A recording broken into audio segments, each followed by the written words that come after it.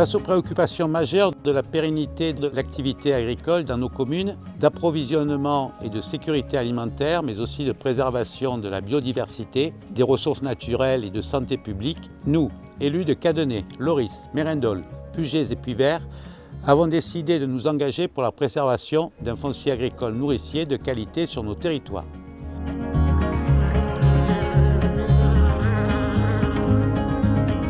Terre nourricière, c'est 5 communes qui s'allient sur un territoire qui a une homogénéité géographique, qui s'engage sur les questions de mobilisation du foncier agricole avec l'objectif de rendre ces terres à l'agriculture nourricière.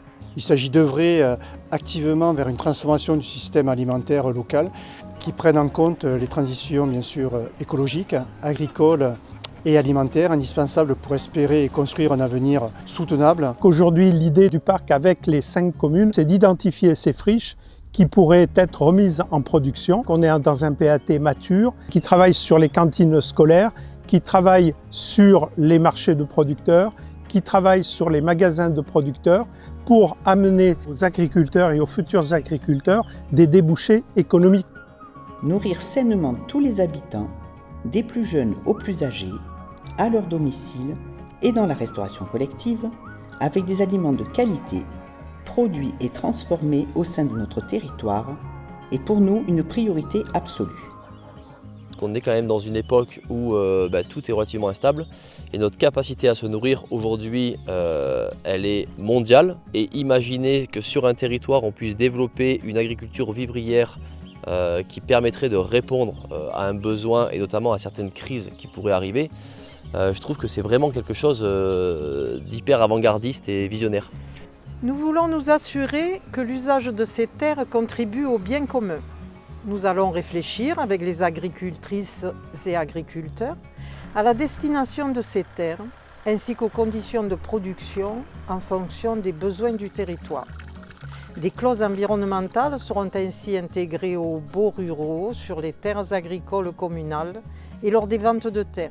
Nous nous sommes associés pour mettre en commun nos moyens, mobiliser des financements et bénéficier du soutien technique de partenaires. Nos ambitions rassemblées dans un projet commun bénéficient d'un financement européen FEDER, complété par la région Sud, pour une durée de 4 ans, de 2024 à 2028. Le parc du Luberon coordonne ce projet, avec l'appui dans l'animation de terrain de l'association Omaki. Sécuriser nos terres agricoles, notamment par la création de zones agricoles protégées.